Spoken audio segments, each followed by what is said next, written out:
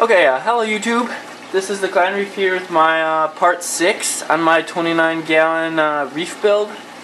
And right now this is the move. So right now I have 4 of my fish acclimating right now. I have my 2 damsels and my 2 clownfish. If you guys noticed, I put my first coral in over here.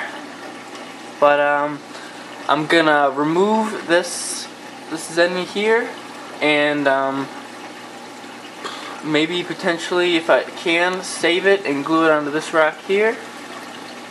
And then that way I'm not risking it growing over the entire rock. But as of right now, that little piece that's connected to a rock, this piece on the right here is just sitting on there, so I'm going to glue that piece to this rock, and then that way I'm having a little island instead of having a risk of that Exenia growing over that entire section of the tank. I'll have it'll stay confined, hopefully on this little rock, and if it grows onto the sand, I can just take that little piece to the local fish store.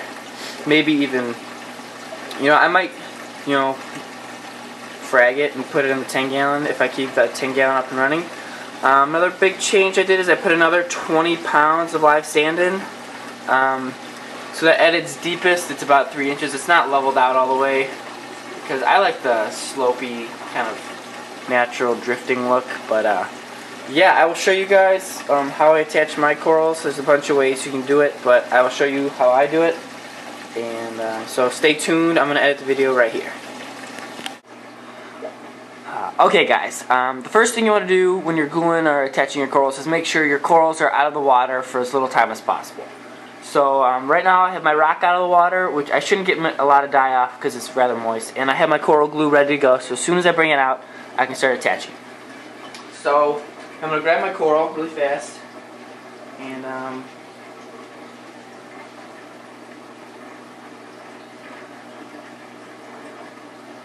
you want to make sure you kind of close it up a little bit too, so it's not, you can get it to shrink up a little bit. That way it doesn't lose a lot of its moisture. Exenias are known for being rather hardy, so they should be okay out of the water for minimal time. And then you want to kind of find a piece where it fits onto the rock and kind of glue it in place. So this fits rather well right here. So what I'm going to do is instead of gluing the whole bottom, I'm just going to squirt some glue into the sides. That way you guys can see what I'm doing here. That way I'm not having an excess of glue go into my tank. So this should harden about a minute or less. I did this to my jasmine polyps yesterday and it was out of the water for a total of a minute, less than that. And the super glue is really good. I think it's reef safe super glue, so it's okay to use. And I just kind of put it in all the joints rather than cover the whole rock. So yeah, this is how I attach my corals. It's probably not the best lighting, kind of get a little bit of a glare, but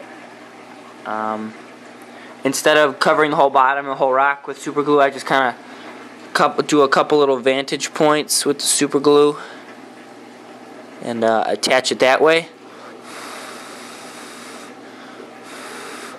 And if you're doing soft corals, are a lot easier because usually they're attached to a little rock when you buy them. So you can just take that little rock and attach it to something in your tank. That's what I'm doing with these. I have a little bit of Exenia that grew on a different rock. I'm going to try and get that on here as well. But I'm not sure on how that's going to play out so far. So let's see if it's secured a little bit here. Still needs a little bit more time to dry. So in the meantime, I'm actually in the process of acclimating my clownfish right here and my damsels. I'm not doing the drip method this time because it's a little awkward with the way I have my 29 set up, and I need a longer airline tube, so I don't have that. So I'm just doing I'm filling up my specimen container halfway, dumping it in there every 15 or so minutes, and then I'm going to put them in there and then let the temperature acclimate, and then they should be okay. It's not drying for some reason.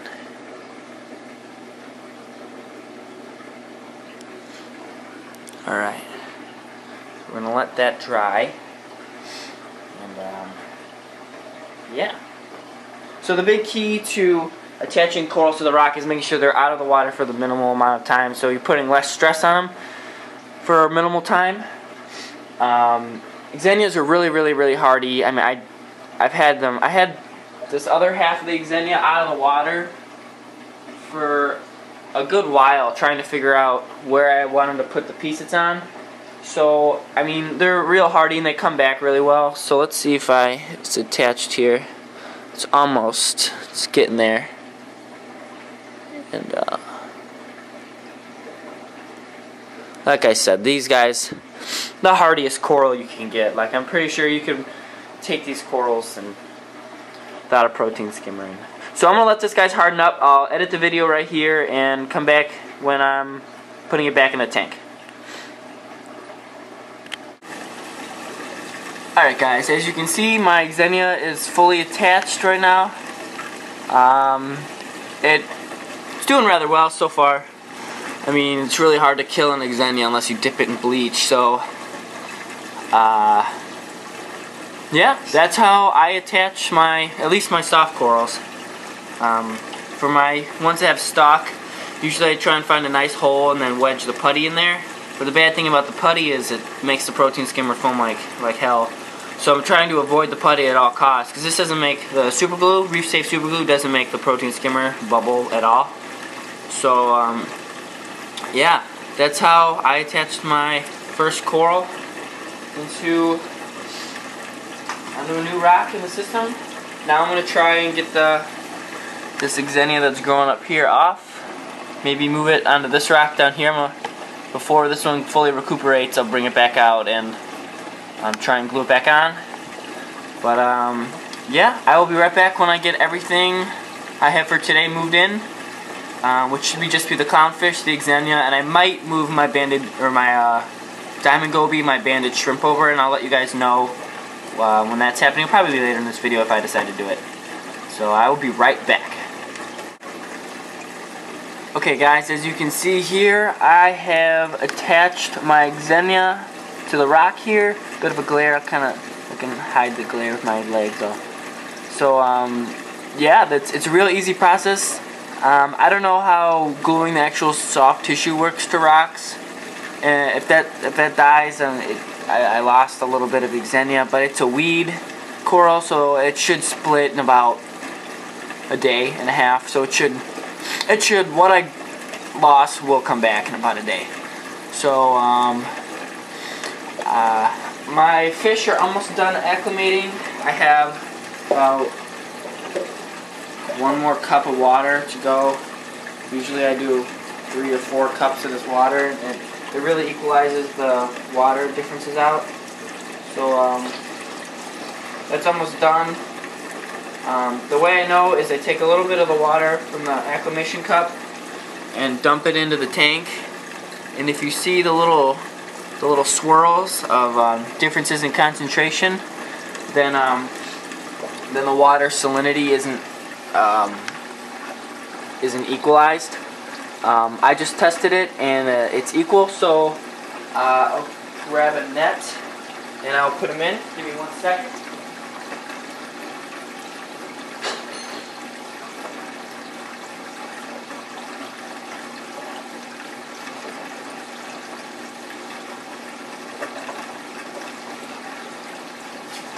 Okay. Here's the 2 clowns first. Make sure I don't stress them out too much, and there they go. These are the 5th and 6th fish going into the new system, and they're probably gonna need a little bit of time to acclimate.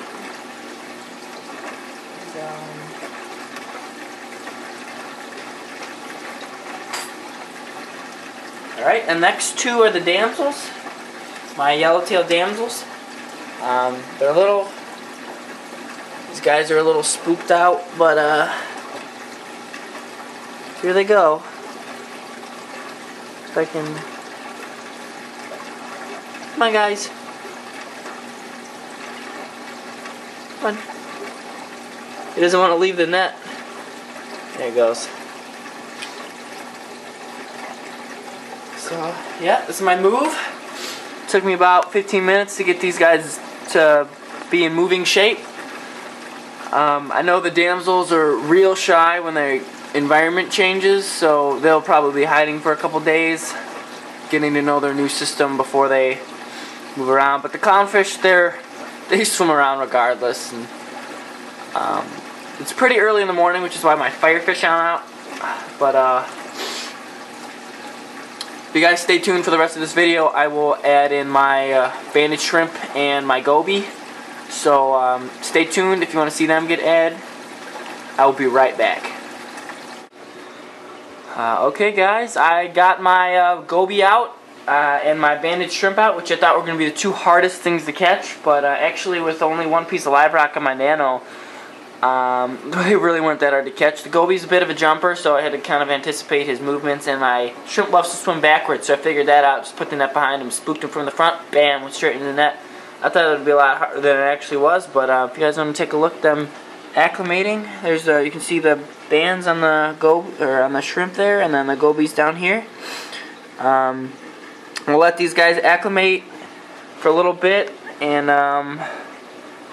put them into the tank. If you guys want to see the tank now, this is the tank now. Got my Nemos, or my Ocellaris clowns, and my two yellowtail damsels. And this is all the fish I'm getting. I have 4 firefish in here somewhere that usually don't come out until the light's been on for a while. That's when they start to come out. And these 4, the goby, and that's it. That's all the fish I got. And then my 1 shrimp. And then the rest is going to be coral. So it's a little bit overstocked, I think. Maybe I'll have a total of 9 fish. So I owe my ability to keep such a high amount of fish to this guy down here, this protein skimmer that is just skimming away.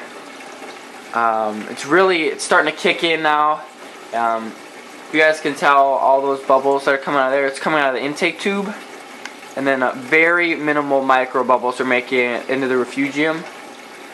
I don't know. I haven't seen that Mithrax crab in a while, so I'll make a video when I see him. Usually, I actually found him over in this compartment the other day, so next time I see him, I'll make a quick video, show you guys. Maybe it's not a Mithrax crab, and maybe you guys can help me out, figure out what it is. But I will be right back, and I will introduce the goby and the shrimp. So stay tuned. I'll be right back.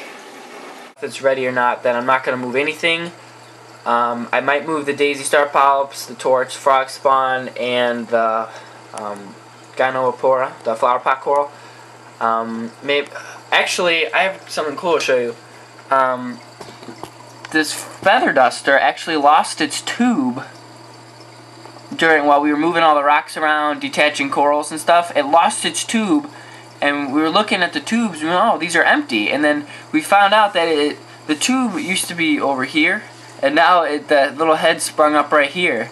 So it's just growing out of the sand right now. So that's another thing. We're going to let it regain its tube so it can suck back into the tube before we move it over. So that'll probably be one of the last things to move over. Okay guys, time to introduce my my goby. Oh my gosh, he's already jumping out of the thing. Jeez. These are jumpers, so you gotta anticipate it. He's already stressed out enough, which is making him jump some more. I'm trying not to stress him out too much. But I could spook him instead of. I don't want to. Okay, I got it. Yeah, you gotta be careful with diamond gobies. They will stress when they will jump when they're stressed. So, here he is. You guys can see him going into this new home. He's got a nice 30-gallon now instead of that little 10-gallon. These are actually need a minimum of 30 gallons, and I didn't know the. But did we lose him? Oh, he's camouflaged. Look at that. I can't even see him. Yep, these guys, they do get a maximum of 6 inches. So, but the guy at the fish store said he's never seen one above 5. So, maybe I can get mine to grow 6 inches. I think it'd be pretty cool to have a 6-inch goby swimming around. Yeah, so this is actually, they're all schooling together right now. The new fish, they're right here on this corner. Yeah, so let's get my shrimp in here too. Hopefully he doesn't jump out on me too. I don't want to stress this guy out any more than I have to. Because he's probably one of my favorite livestock I got in the tank. So here he is, coming in the tank now. He's got some, he's probably scared, so there he goes. He's